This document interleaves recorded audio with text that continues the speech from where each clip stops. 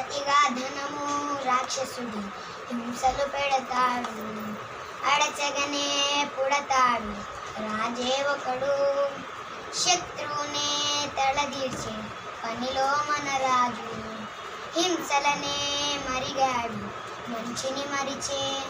ఆ నీచుని అంతు చూశాడు,